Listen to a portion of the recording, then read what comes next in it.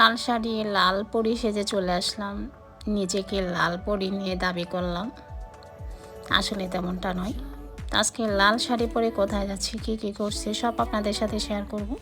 আসসালামু আলাইকুম, নতুন একটা ভিডিওতে আপনাদের স্বাগতম। আশা করি সবাই অনেক ভালো আছেন।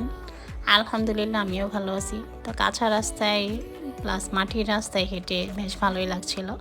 এখনকার সচরাচর মাটির রাস্তা পাওয়া যায় না, খুব কমই পাওয়া যায়। এটা বাড়ির ভিতরে ছিল বিদায় আমি পেয়েছি, তো বেশ ভালোই লাগছিল, হেঁটে হেঁটে যাচ্ছিলাম।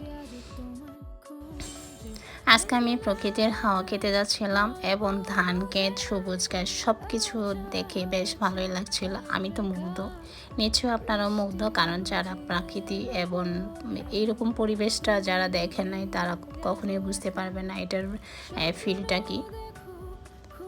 তারপর আমরা এখানে ঘুরে ঘুরে দেখছিলাম। যখন যাচ্ছিলাম তখন একটা সাইকেল পেয়েছিলাম, সাইকেলটা আমি হেঁটাই নিয়ে যাচ্ছিলাম। তখনই একটা দেখতে পেলাম হেলিকপ্টার যাচ্ছিল।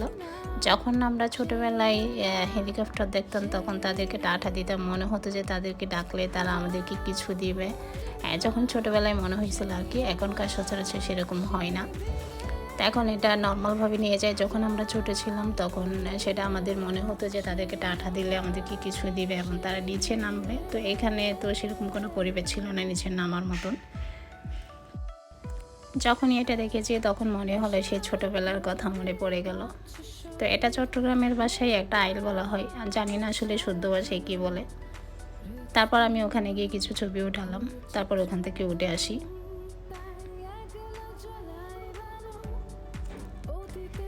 লাল শাড়িতে কেমন দেখাচ্ছে এবং ভিডিওতে কেমন দেখাচ্ছে কমেন্ট বক্সে জানিয়ে দিবেন।